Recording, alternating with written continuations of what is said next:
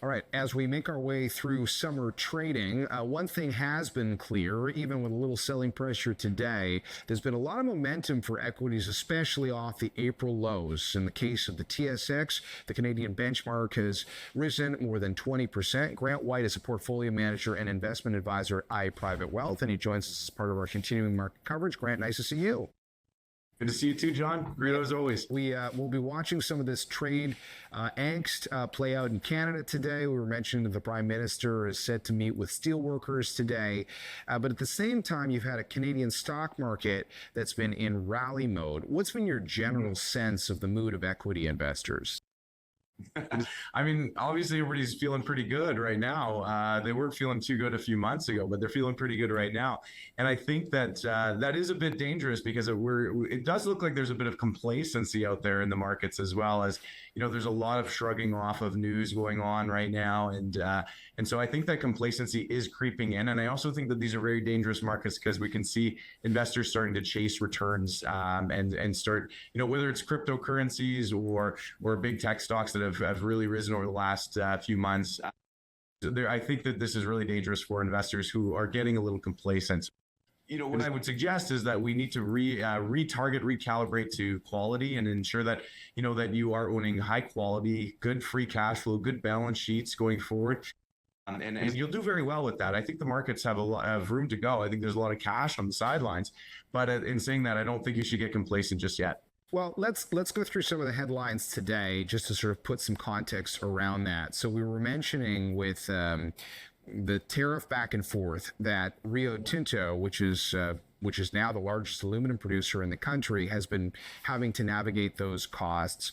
As an investment, though, Rio Tinto is a company that you've had your eye on. Can you give us your view on how that company as an investment looks in the face of all this tariff uncertainty?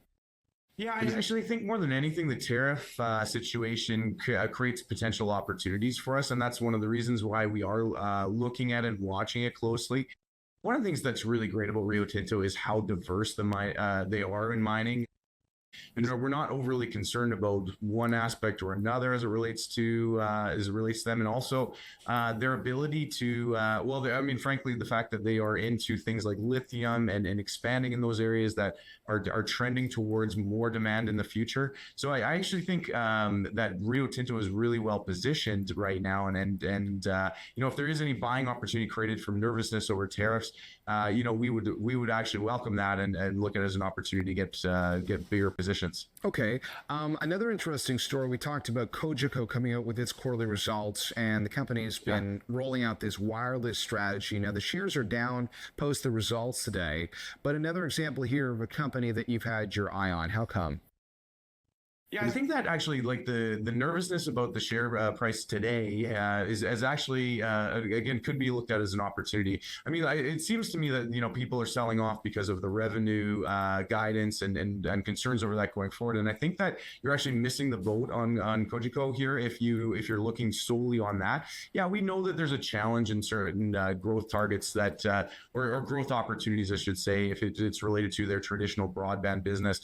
But in saying that, what they've really shown, and you see this in the free cash flow, they've really shown an ability to get a lot more efficient in their business. And that free cash flow can now be used in other growth opportunities, whether it be rural areas, you name it. And so I think that actually Cogeco is really well positioned. And I think that the revenue concerns are actually a good opportunity. If it creates like volatility like we're seeing today, I would be looking at that as an opportunity to buy into the bigger picture here, which is a well-run company that's getting actually better run as we go forward here and more efficient. And in addition, when I talk about all-time highs for the market, that's just sort of putting everything into the soup bowl and whatever spits out the number that we've never seen before. It doesn't mean that everything in the soup is at the same level.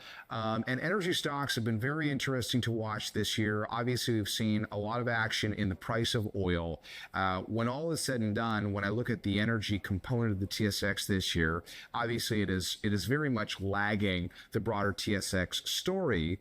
But since you've been talking about opportunities this morning, I noticed that Prairie Sky, just as an example, Prairie Sky Royalty is a company that you've had your eye on. So give us your take on that name, which it's down this year. A lot of energy related names are are down this year.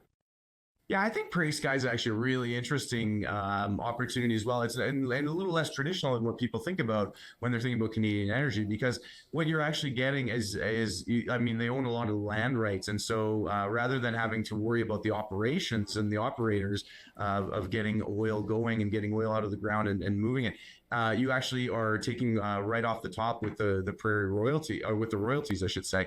And so, so this is a bit of a unique opportunity, I think, as compared to a lot of the other concerns you might have when it comes to energy producers, as it relates to management and operations, et cetera, all those costs that are associated with it, because Prairie Sky doesn't have to deal with all of that. And so if you're, in my mind, if you're optimistic about where energy is going, if you're optimistic about where energy demand is, and you think that Canada is going to play a role in that, a company like Prairie Sky actually is actually really well positioned, I believe.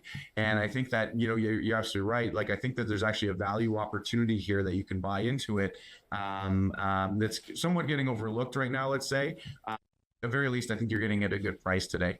Okay, great. Good to see you. Appreciate the time as always. My pleasure, John. Thanks so much.